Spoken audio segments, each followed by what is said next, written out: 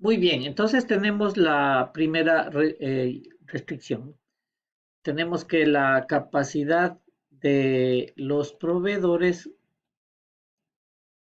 no puede ser sobrepasada. Entonces, todo lo que enviamos desde cada proveedor hacia todas las bodegas que se puedan abrir tiene que ser menor o igual que la capacidad de producción que tiene ese proveedor. Y entonces, por eso esto es para cada proveedor. Es la primera restricción. Y la segunda restricción, que también es de capacidad, pero de bodega. Si es que nosotros tenemos como un dato que la capacidad máxima de las bodegas es tanto, que en este caso está representado por esta cantidad de M, esta sería la restricción asociada a esa capacidad límite, ¿no? Entonces, para cada bodega J tenemos que poner una restricción que nos indica que todo lo que enviamos sumando desde los proveedores y hasta la bodega J tiene que ser menor o igual que M multiplicado por la variable binaria WJ. Entonces, esas son unas restricciones de flujo que nos indican que la capacidad de la bodega no puede ser sobrepasada. En todo caso, si es que no existe esa cantidad máxima, digamos, que puede ser sobrepasada, porque no hay un dato, es decir, las bodegas pueden tener cualquier capacidad, este M debería ser un número grande, ¿no? Un número grande, es una big M, porque en ese caso lo que serviría esta restricción es simplemente para obligar a que los envíos sean cero si es que la bodega no se va a abrir.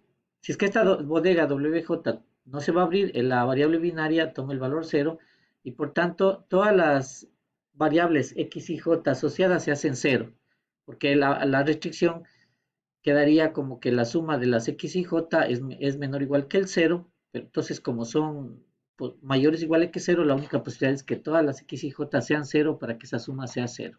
Entonces, esta restricción hay que ponerla incluso si es que no hubiera una capacidad máxima de las bodegas.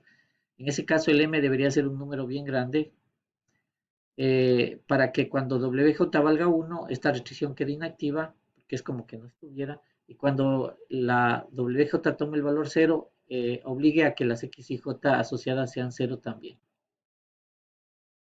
Bien, entonces eso es lo que estamos explicando aquí, ¿no? O sea, tenemos que poner esa restricción, que es una restricción contingente, porque si la bodega no se abre, eso obliga a que no se puede enviar a esa bodega que no se abre ninguna cantidad de producto desde los proveedores, ¿no?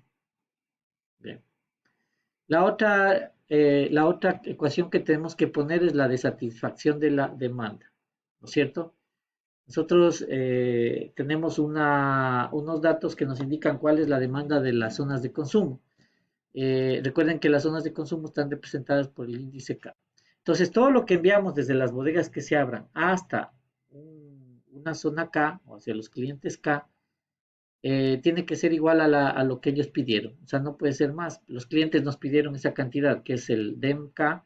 Entonces, todo lo que enviamos desde todas las bodegas sumado tiene que ser igual a lo que pidieron. Entonces, la suma respecto a las J de la YJK tiene que ser igual a la demanda de K, y eso para cada cliente K. Entonces, lo que enviamos desde todas las bodegas, que es el índice J, hacia una zona de consumo específico, tiene que ser igual a la demanda, ¿no es cierto? Entonces, eso hay que cumplir, porque una de las restricciones del problema es que se satisfaga la demanda de los clientes, ¿no es cierto? Hay que poner una restricción adicional que indique una condición de balance, porque recuerden que aquí nosotros estamos enviando desde los proveedores hasta las bodegas posibles unas cantidades X y J, y desde las bodegas hacia las zonas de consumo estamos poniendo unas variables Y, J, K. Pero tiene que haber una relación entre las variables X y J y las variables Y, J, K. Tiene que haber forzosamente una relación entre estas dos, porque si no, va a ocurrir que, por ejemplo, el problema va a determinar que hay que enviar ciertas cantidades desde una bodega a la zona de consumo, pero puede ser que no haya en esa bodega la cantidad necesaria, porque si no ponemos una ecuación que equilibre o que balancee estos envíos desde proveedores a bodegas y de bodega a cliente, posiblemente no, la solución sea una cosa que no sea factible. Entonces, ¿cómo se hace eso? Entonces, nosotros tenemos que, las bodegas aquí tienen el único papel de hacer el enlace entre proveedores y clientes, ¿no? Por tanto, si yo cojo una bodega particular J, cada bodega J, digamos, una bodega J. Entonces, lo que yo envío desde todos los proveedores hacia esa bodega, que está representado por esta suma, tiene que ser igual a lo que yo saco desde esta bodega hacia las zonas de consumo, que estaría representada por esta suma. Sería la suma de los YJK respecto a todos los K. Entonces aquí yo estoy equilibrando, ¿no? Todo lo que entra a la bodega tiene que salir, porque la bodega tiene simplemente esa función de enlace. No tiene sentido que se quede producto en la bodega, porque eso más bien representaría un costo por el inventario. Entonces todo lo que entra a la bodega tiene que salir hacia las zonas de consumo. Eso representa esta ecuación de balance de producto en las bodegas. Y eso me permite garantizar que las soluciones sí se pueden implementar. Entonces, cuando yo establezca los valores de YJK, sí va a haber ese producto para poder enviar a las zonas de consumo, porque esto está garantizado por esta ecuación de balance, ¿no es cierto? Bien, entonces, eso digamos que es una condición importante porque para cada bodega nosotros estamos garantizando que lo que entra también sale, ¿no? Que vaya a salir desde esa bodega tiene que haber entrado, no puede aparecer producto mágicamente en estas bodegas. Y si tuviéramos esta restricción que nos indica, por ejemplo, un número máximo de bodegas a abrir o un número exacto de bodegas a abrir, tendríamos que poner esta condición. Por ejemplo, si nos dice el cliente tiene que abrirse 5 bodegas exactamente. Entonces, la restricción que tendríamos que ubicar sería que la suma de las WJ tiene que ser igual a 5. Pero si dice máximo 5 bodegas, yo quiero que usted me determine la solución óptima y máximo quiero abrir 5 bodegas. Entonces aquí sería que la suma de los WJ es menor o igual que el 5. O si dice el número de bodegas tiene que estar entre 2 y 5. Entonces ahí tendríamos que poner que la suma del WJ es mayor o igual que el 2 y la suma del WJ menor o igual que el 5.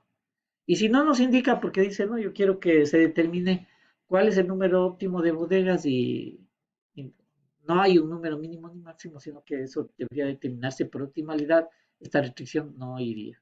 Entonces es una restricción eh, que obliga a que solo cierto número de variables binarias se prendan o no. Entonces eso es fácil con la inclusión de esas variables binarias. Y eso es entonces todo el problema.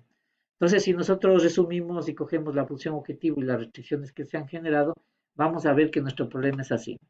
Minimizar el costo total que está desagregado en el costo de distribución desde proveedores a bodegas, más el costo de distribución de bodegas hacia clientes y más los costos fijos por aperturar las bodegas y satisfaciendo la restricción de capacidad de los proveedores, que hay una capacidad limitada, restringiendo posiblemente por capacidad de bodegas, si es que hubiera un límite para la capacidad que se puede almacenar en estas bodegas, habría que poner este número M igual a esa capacidad, y si no, le ponemos un número grande porque esta restricción lo que obliga es a que si es que la WJ se apaga, se hace cero, entonces no hay cómo enviar ninguna cantidad desde esos proveedores a esa bodega en particular. Entonces tenemos que poner esta restricción para eso. Es una restricción contingente. Otra restricción que es de la satisfacción de la demanda de los consumidores, de los clientes finales, tendríamos que sumar todo lo que enviamos desde las bodegas hacia el cliente K, es igual a la demanda del cliente K. La ecuación de balance de bodegas para garantizar justamente que de las bodegas hay el producto para sacar hacia los clientes. Entonces, si sumamos todo lo que enviamos desde los proveedores hacia una bodega J en particular, eso tiene que ser igual a lo que sale desde esa bodega hacia todos los clientes, ¿cierto? Y por último, si hubiera una restricción de número de bodegas a abrir, pues tendríamos que indicarla, ¿no? Que sería simplemente una suma sobre las WJ. X y J y YJK son positivas o cero y las WJ binarias. Y ese entonces es un modelo que nos permite resolver este caso. Bastante interesante. Ahora el reto sería plantearlo y codificarlo en un lenguaje de optimización como GAMS. Y eso te sería todo.